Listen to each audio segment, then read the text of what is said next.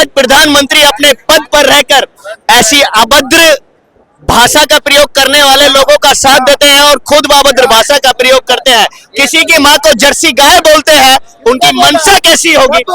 अरे कब नहीं बोला? देश के अंदर आवाज गूंज रही है, बिहार की जनता के बीच आवाज गूंज रही है। मैं बता रहा हूँ कांग्रेस की यूपीए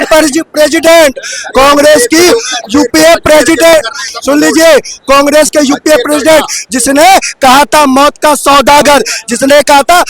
सौदागर, तो मेरा प्रधानमंत्री चुप रहता क्या? जैसे को तैसा जवाब। जी बताइए। बिहार में इस बार कह रहे हैं कि अगर ओसामा को टिकट देने पे बीजेपी वाले की जंगल राज लाना चाहते हैं लालू यादव, आपको क्या लग रहा है? मैं खुद भी मीडिया बैकग्राउंड में रहा हूँ, मैं IBN 7 में रहा हूँ आज तक में। इस वक्त जो हो रहा है ये एक सियासी बहुत बड़ा रीजन है। मैं तो नीतीश कुमार जी से हम लोग वहाँ मिले हैं। नीतीश कुमार भी अच्छे लीडर हैं, दोनों पार्टी, हम लालू प्रसाद यादव को भी कुछ नहीं कहेंगे। ये वहाँ की जनता का फैसला है। बिहार की जनता किसको सिलेक्ट करना चाहती है? राहुल गांधी जी वहाँ पहुंचे हुए, राहुल गांधी जी सपोर्ट कर रहे हैं। राहुल गांधी जी ने मुसलमानों को भी सपोर्ट किया, ये लोग मुसलमानों को भी सपोर्ट करते हैं। हिंदू मुस्लिम कौमी एकता से सबको कायम कर, जो बिहार में सही शासन ला सके, वही बिहार का। अजमेर दरगाह के लोगों ने कई बड़ा ड्रामा कर रखा है वहां पे। अजमेर दरगाह की पूरी दरगाह, वहां अजमेर दरगाह के काफी माफिया लोग बिहार के साथ लगे हुए हैं, वहाँ पे कई दरगाहें लगी हुई हैं इनके साथ। तो आपके हिसाब से अजमेर दरगाह पे माफिया रह रहे हैं? अजमेर दरगाह वो दरगाह है जो हमेशा से इंडिया के खिलाफ है। ये अफगानिस्तान से आया था। क्या कहाँ देखा? हमने कई बार ये पढ़ा गया है, कई बार पढ़ा है। उस अजमेर दरगाह को ये माफिया कहने का काम कर रहे हैं। 1 मिनट सुन के जाइए भाई साहब, सुन के देखिए, चले गए। ऐसे लोग बेशरम लोग हैं, ऐसे लोग महाबेशरम लोग हैं। जहाँ प्रधानमंत्री नरेंद्र मोदी जैसे लोग चादर चढ़ाने का काम करते हैं, उस अजमेर को ये लोग गालियां देते हैं। ऐसे लोग बेशरम लोग हैं, महाबेशरम लोग कहूंगा मैं ऐसे लोगों को, जो सुनना पसंद नहीं करते वास्तविकता को, और कानों में उंगली दबाकर अपना गान करा और भाग दिए। और अभी इन्होंने बोला तालिबानी और वहां से जोड़ा अफगानिस्तान से, तो अब तालिबानी आतंकी कहाँ है सर? खत्म हुआ। वीडियो कॉल वॉशिंग मशीन धोते हैं, साफ करते हैं और चरित्र क्लियर कर देते हैं। अब कहाँ बचे? अब आतंकी कहाँ बचे? तालिबान।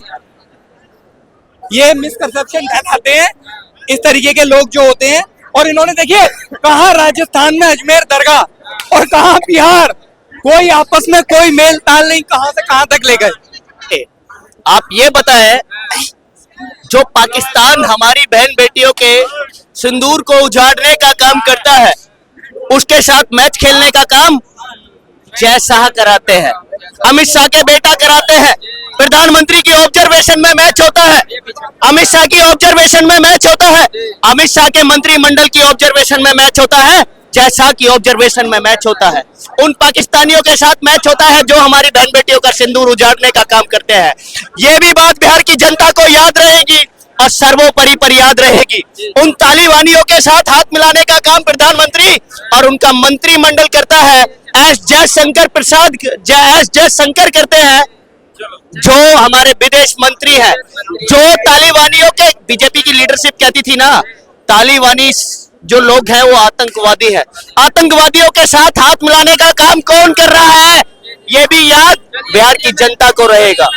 इन बातों को इतना ज्यादा तवज्जो देने की जरूरत नहीं है। एक तो खेल है और दूसरी बात, प्रधानमंत्री जो निर्णय ले रहे हैं अब वो एक डिप्लोमेटिक कंडीशन है। अब जनता को उतना कहाँ से पता रहता है, तो वो चीजों को थोड़ा सा मतलब कंट्रोल में रखिए आप लोग। देखिए वहाँ की छवि बदल रही है, तो प्रधानमंत्री ये राजनीतिक विश्लेषण कर रहे हैं। अच्छा, राजनीतिक विश्लेषण कर रहे हैं, इसीलिए member of parliament of Lok Sabha का इलेक्शन इस देश के अंदर चल रहा था और प्रधानमंत्री नरेंद्र मोदी जी के चेहरे के रूप में डोनाल्ड ट्रंप की सरकार, बीजेपी के लोग चाह रहे थे इस देश के अंदर। जो लोग हमारे भारत पर टैरिफ लगाने का काम कर रहे हैं, जो लोग सर्वोपरि पर कहते हैं कि हमने भारत और पाकिस्तान का युद्ध का विराम कराया, जो लोग जगह जगह पर कहते हैं और हमारे भारत की तौहीन करते हैं, उन लोगों की सरकार चाहते थे बीजेपी के लोग। प्रधानमंत्री मोदी जी के मुखौटे में भारत के अंदर डोनाल्ड ट्रंप की सरकार चाहते थे। पहला जीता जागता सबूत आपने डोनाल्ड ट्रंप की बगावत का सुना, और दूसरा सबूत आपने पहलगांव के अंदर हमारी बहन बेटियों का सिंदूर उजाड़ने वाले लोगों के साथ मैच खेलने का एविडेंस आपने देखा। तीसरा एविडेंस आपने चलिए जवाब ले लेते हैं।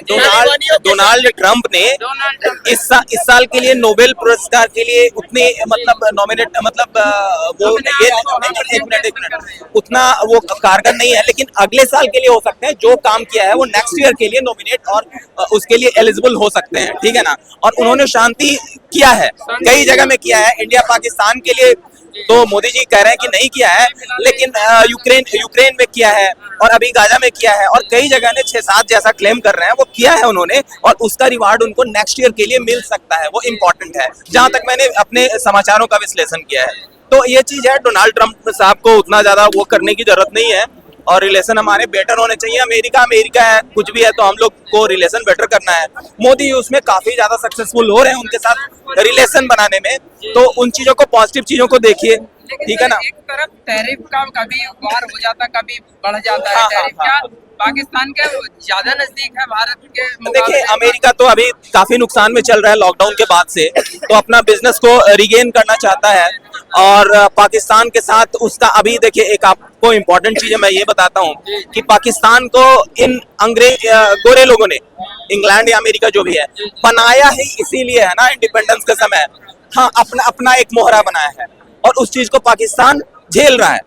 आखिर पाकिस्तान में रहने वाले और अफगानिस्तान में रहने वाले लोग कौन है? 97-98% हिंदू ही है जो कन्वर्ट हुए हैं। तो उसने एक्चुअली देखिए 400 साल पहले जब अंग्रेज आए तो यहाँ के मुसलमानों को ही टारगेट ज्यादा किया, है ना। ये 1857 में यहीं पे बहादुर शाह जफर के बेटों को मारा और कैसे क्या किया, और मुसलमानों से उनकी ज्यादा दुश्मनी शुरू से ही रही है।